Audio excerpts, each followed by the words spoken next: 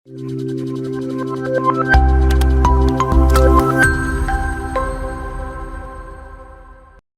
to this unit MMPO 007 Maintenance Management Introduction.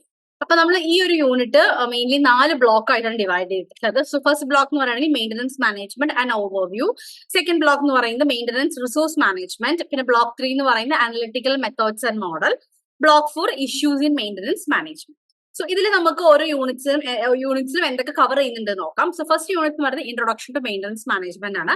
ഇതിൽ നമ്മൾ മെയിൻ്റനൻസിന്റെ ഫംഗ്ഷൻസും objectives ഒക്കെ ഡിസ്കസ് ചെയ്യുന്നുണ്ട്. അതേപോലെ ബെസ്റ്റ് മെയിൻ്റനൻസ് സ്ട്രാറ്റജീസ് സെലക്ട് ചെയ്യാനുള്ള ഗൈഡ് ലൈൻസ് ആൻഡ് സ്കോപ്പ്, പുതിയ അപ്രോച്ചസിന്റെ ഒക്കെ സ്കോപ്പും കാര്യങ്ങളൊക്കെയാണ് നമ്മൾ ഫസ്റ്റ് യൂണിറ്റിൽ ഡിസ്കസ് ചെയ്യുന്നത്.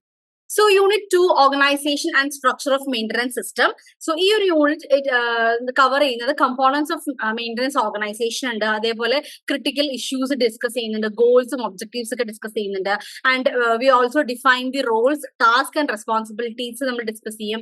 ആൻഡ് ഒരു നല്ലൊരു ഒരു ഓർഗനൈസേഷന് പറ്റുന്ന ഒരു സ്യൂട്ടബിൾ ആയിട്ടുള്ള ഒരു മെയിൻ്റനൻസ് എങ്ങനെ നമുക്ക് ഒരു എന്താ പറയുക ഒരു പ്ലാനിനെ എങ്ങനെ നമുക്ക് ഡെവലപ്പ് ചെയ്യാം സ്യൂട്ടബിൾ ആയിട്ടുള്ളത് എന്നുള്ളതൊക്കെയാണ് നമ്മൾ ഈ ഒരു യൂണിറ്റ് ഡിസ്കസ് ചെയ്യുന്നത്. Unit 3 maintenance planning and scheduling. So in this unit we will discuss about the underlying principles and procedures of maintenance planning ഉം maintenance scheduling നെ കുറിച്ചൊക്കെയാണ് ഡിസ്കസ് ചെയ്യുക. Unit 4 maintenance costing and budgeting. ഇതിൽ നമ്മൾ main ആയിട്ട് highlight ചെയ്യുന്നത് maintenance costing എന്താണ്, അതിന്റെ ഇമ്പോർട്ടൻസും കാര്യങ്ങളൊക്കെയാണ്. പിന്നെ ബഡ്ജറ്റിനെ കുറിച്ചുണ്ട്, അതേപോലെ കോസ്റ്റ് എലമെന്റ്സിനെ കുറിച്ച് ഡിസ്കസ് ചെയ്യുന്നുണ്ട്. പിന്നെ നമുക്ക് ഈ ഒരു മെയിൻ്റനൻസ് ഡിപ്പാർട്ട്മെന്റ് അവർ ബഡ്ജറ്റ് പ്രിപ്പയർ ചെയ്യുന്നതിനെ കുറിച്ചും അല്ലെങ്കിൽ ഈ കോസ്റ്റിംഗിന്റെയും ബഡ്ജറ്റിന്റെയും ആപ്ലിക്കേഷനും കാര്യങ്ങളൊക്കെയാണ് ഈ ഒരു യൂണിറ്റിൽ കവർ ചെയ്യുക. Unit 5 spare parts and inventory management. അപ്പൊ ഇതിൽ നമ്മൾ മെയിൻ ആയിട്ട് റിയോർഡർ ലെവൽ, അതേപോലെ സേഫ്റ്റി സ്റ്റോക്കും അങ്ങനത്തെ കൺസെപ്റ്റ്സ് ഒക്കെ ഡിസ്കസ് ചെയ്യും. പിന്നെ ABC അനാലിസിസിനെ കുറിച്ചും VD അനാലിസിസിനെ കുറിച്ചും ഡിസ്കസ് ചെയ്യുന്നുണ്ട്. പിന്നെ അതേപോലെ മാനേജ്മെന്റ് ഇൻഫർമേഷൻ സിസ്റ്റം, അത് സ്പെയർ പാർട്സ് മാനേജ്മെന്റിൽ അതിന്റെ കുറച്ച് ആസ്പെക്ട്സും കാര്യങ്ങളൊക്കെയാണ് ഡിസ്കസ് ചെയ്യുന്നത്. Unit 6 IT enabled maintenance management. ഇതിൽ നമ്മൾ IT ആപ്ലിക്കേഷനെ കുറിച്ചാണ് മെയിൻ ആയിട്ട് പറയുന്നത്. മെയിൻ്റനൻസ് മാനേജ്മെന്റിൽ ബേസിക് ആയിട്ടുള്ള ഫിലോസഫി, IT ആപ്ലിക്കേഷന്റെ ഫിലോസഫി ഡിസ്കസ് ചെയ്യും. അതേപോലെ ഇൻപുട്ട്, പ്രോസസ്, ഔട്ട്പുട്ട് ഫീച്ചേഴ്സും പിന്നെ ഒരു സ്യൂട്ടബിൾ ആയിട്ടുള്ള ഒരു മെയിൻ്റനൻസ് മാനേജ്മെന്റ് സോഫ്റ്റ്വെയർ സെലക്ട് ചെയ്യണമെങ്കിൽ എന്തൊക്കെ പാരാമീറ്റേഴ്സ് ആണ് അതൊക്കെ നമ്മൾ ഇതിൽ ഹൈലൈറ്റ് ചെയ്യുന്നു. Unit 7 human resource development in maintenance management. ഇതിൽ നമ്മൾ ഓർഗനൈസേഷൻ, ദാറ്റ് നമ്മൾ ഹ്യൂമൻ റിസോഴ്സ് പറയുമ്പോൾ തന്നെ അറിയാലോ, എംപ്ലോയീസും ഒക്കെയാണ് അവിടെ വരുന്നത്. അപ്പൊ നമ്മൾ ആ ഒരു എക്സ്പെക്ടേഷൻ, that is എംപ്ലോയീസിന്റെ ഭാഗത്ത് നിന്ന് organisational expectation and vice versa. അതേപോലെ ഈ ഒരു മെയിൻ്റനൻസ് ടെക്നോളജിക്ക് വേണ്ടിയിട്ടുള്ള ക്രിയേറ്റിവിറ്റിയും അതിന് വേണ്ടിയിട്ടുള്ള ട്രെയിനിങ്, അതിന്റെ ഇമ്പോർട്ടൻസും കാര്യങ്ങളൊക്കെയാണ് ഈ ഒരു യൂണിറ്റിൽ വരുന്നത്. Unit 8 reliability, availability, maintainability and RCM. So ഇതിൽ നമ്മൾ റിലേഷൻഷിപ്പ് ആണ് മെയിൻ ആയിട്ട്. ഈ റിലയബിലിറ്റിയും അവൈലബിലിറ്റി, മെയിൻ്റനബിലിറ്റി, റിലേഷൻഷിപ്പ് നമ്മൾ ഡിസ്കസ് ചെയ്യുന്നുണ്ട്. പിന്നെ സിസ്റ്റം റിലയബിലിറ്റി മെഷർ ചെയ്യണതിന്റെ കാര്യങ്ങൾ, അതേപോലെ അതിന്റെ കോമ്പോണൻസും കാര്യങ്ങളൊക്കെ ഡിസ്കസ് ചെയ്യും. ഫൈനലി നമ്മൾ ഡിസ്കസ് ചെയ്യുന്നത് ദാറ്റ് ഇസ് മെയിൻ്റനബിലിറ്റി, റിലയബിലിറ്റിയിലേക്ക് അഫക്ട് ചെയ്യുന്ന ഫാക്ടേഴ്സും കാര്യങ്ങളൊക്കെയാണ് ഡിസ്കസ് ചെയ്യുക. Unit 9 failures, statistics, data analysis and methods of qualitative analysis.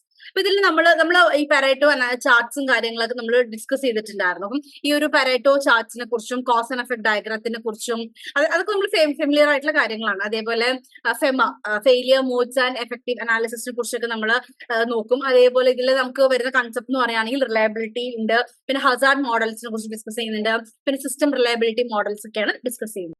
Unit 10 economics of repair and replacement of equipment. ഇതിൽ നമ്മൾ ദാറ്റ് ഇസ് ഈ ഒരു റീപ്ലേസ്മെന്റ് പ്രോബ്ലംസ് ഒക്കെയാണ്, മെഷീൻസിന്റെ എക്യുപ്മെന്റ് പ്രോബ്ലംസ് ഒക്കെയാണ് നമ്മൾ വരുന്നത്. അപ്പൊ അതിൽ റീപ്ലേസ്മെന്റും അല്ലെങ്കിൽ റിപ്പയർ അതിന്റെ കോമ്പോണൻസും കാര്യങ്ങളൊക്കെ വരിക.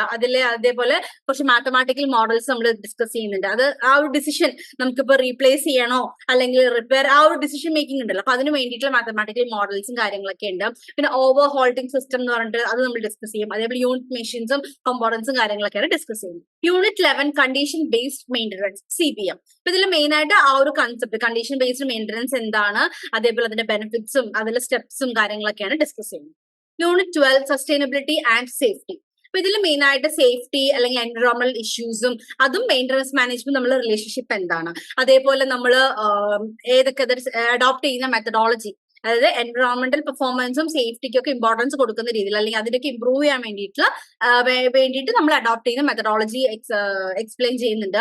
അതേപോലെ മെയിൻ്റനൻസും സേഫ്റ്റി അല്ലെങ്കിൽ എൻവയോൺമെന്റൽ ഇഷ്യൂ ഇത് തമ്മിലുള്ള ഒരു കോറിലേഷൻ ആണ് ഇതിൽ നമ്മൾ മെയിൻ ആയിട്ട് കാണിക്കുന്നത്. കേസ് സ്റ്റഡിയിലൂടെയൊക്കെ നമുക്കിത് എക്സ്പ്ലെയിൻ ചെയ്യുന്നു. Unit 13 total productive maintenance, TPM. അപ്പൊ ഇതിൽ നമ്മൾ ദാറ്റ് ഇസ് ആ ഒരു കൺസെപ്റ്റ് ഡിസ്കസ് ചെയ്യും, അതേപോലെ തന്നെ ക്യാരക്ടറിസ്റ്റിക്സ് ആൻഡ് പിന്നെ അതിന്റെ ഇംപ്ലിമെന്റേഷന്റെ കാര്യങ്ങളൊക്കെ നമ്മൾ ഡിസ്കസ് ചെയ്യും.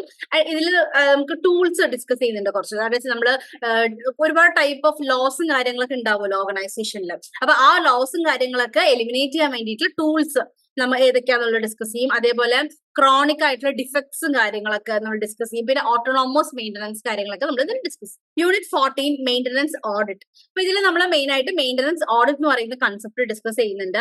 ആൻഡ് ഇതിൽ that is key result areas നമ്മൾ ഐഡന്റിഫൈ ചെയ്യും. ആൻഡ് ഏതൊക്കെ നമ്മൾ ഓഡിറ്റിന്റെ സമയത്ത് നമ്മൾ ഏതൊക്കെ അസസ് ചെയ്യണം എന്നുള്ള ഏരിയാസ് ഒക്കെ നമ്മൾ ഐഡന്റിഫൈ ചെയ്യും. ആൻഡ് ഓഡിറ്റ് പ്രോസസ്സിന്റെ മെയിൻ്റനൻസും കാര്യങ്ങളൊക്കെ കവർ ചെയ്യുന്നുണ്ട്. Unit 15 maintenance 4.0. സോ ഈ ഒരു യൂണിറ്റിൽ എന്ന് പറയുകയാണെങ്കിൽ ദാറ്റ് ഇസ് നമ്മൾ മെയിൻ ആയിട്ട് ഒരു ഫൗണ്ടേഷൻ ആണ് ഇതിൽ പറയുന്നത്. അപ്പൊ അതിൽ പ്രീവിയസ് ഇൻഡസ്ട്രിയൽ റെവല്യൂഷൻസ് ഒക്കെ വെച്ച് അപ്പൊ അതൊക്കെ വെച്ചുള്ള ഒരു ഫൗണ്ടേഷൻ ബേസ് ആണ് നമ്മൾ ഇതിൽ വരുന്നത്. ഒരു ബ്രീഫ് ഹിസ്റ്ററി, മെയിൻ്റനൻസ് ഓഡിറ്റിന്റെ ഒരു ബ്രീഫ് ഹിസ്റ്ററി, അതിന്റെ റിക്വയർമെന്റ്സും കാര്യങ്ങളൊക്കെ നമ്മൾ ഈ ഒരു യൂണിറ്റിൽ ഡിസ്കസ് ചെയ്യുന്നുണ്ട്. സോ ഓൾ ടുഗെദർ നമുക്ക് 4 ബ്ലോക്ക് ആണ് ഈ പേപ്പറിൽ വരുന്നത്. ആൻഡ് ഇൻ ടോട്ടൽ 15 യൂണിറ്റ്സ് വരുന്നുണ്ട്. 4 ബ്ലോക്കിലായിട്ട് ഇൻ ടോട്ടൽ 15 യൂണിറ്റ്സ് ആണ് വരുന്നത്. സോ ഇത്രയാണ് ഈ ഒരു പേപ്പറിന്റെ ഒരു ഔട്ട്ലുക്ക് എന്ന് പറയുന്നത്. ആൻഡ് ഇനി നമുക്ക് ഡീറ്റെയിൽ ആയിട്ട് ഓരോ യൂണിറ്റ്സും further we can discuss. So this all about this introduction. Thank U.